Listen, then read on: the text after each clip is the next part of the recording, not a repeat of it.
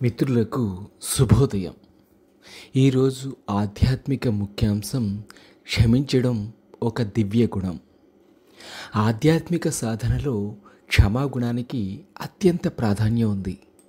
హృదయం తేలికపడి ఆనందాన్ని అనుభవించాలి అంటే అది క్షమ అనే దివ్య గుణ సాధనతోనే సాధ్యం. పెద్ద పెద్ద తప్పులను సైతం క్షమించగలిగే సహృదయులు ఉంటారు. మూర్ఖులు క్షమను బలహీనతగా, పిరికితనంగా భావిస్తారు. అది తప్పు. క్షమ దైవీ గుణం.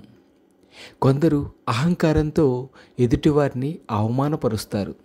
అలాంటి వారిని క్షమించడం అంత సులభమైన విషయం కాదు. కార్చిచ్చు అడవిని కాల్చినట్టుగా ఆ బాధ మనసును దహించి వేస్తుంది.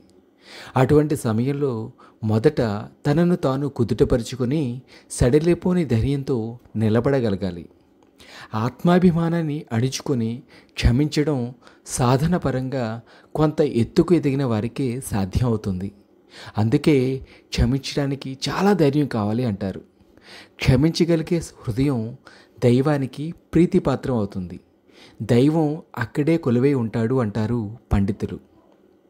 అలాంటి సహృదయుణ్ణి లోకము ప్రేమిస్తుంది. క్షమించగలిగే గొప్ప మనసును కైవసం చేసుకోవడమే సాధనలోని పరమార్థం.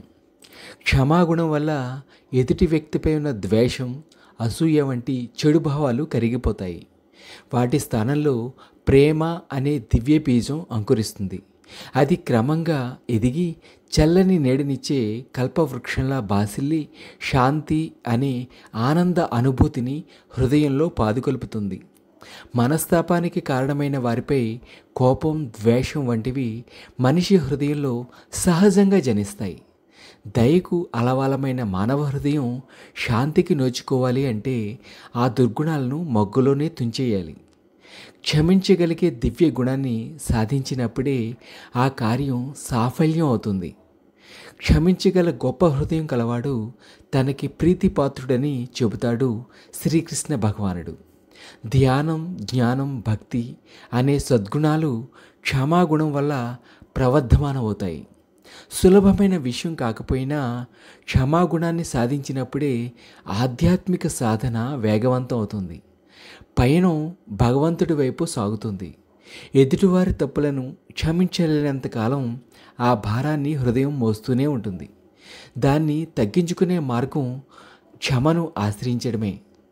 తాను చేసే తప్పులకు మనిషి తనను తాను క్షమించుకోవడం సైతం ప్రాధాన్యం సంతరించుకున్న అంశం. ఎదుటివారి తప్పులను క్షమించినప్పుడు సాధకుడి హృదయం తేలికవుతుంది, శాంతి లభిస్తుంది. ఎన్నో తప్పులు చేస్తాం, వాటిని భగవంతుడు క్షమించాలని కోరుకుంటాం.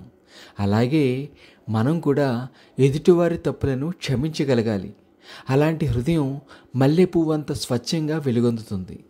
సౌహార్ద పరిమళాలు వెదజల్లే సాధకుడి హృదయం నిజంగా బల సంపన్నమై క్షమకు నెలవవుతుంది. సత్యమేవ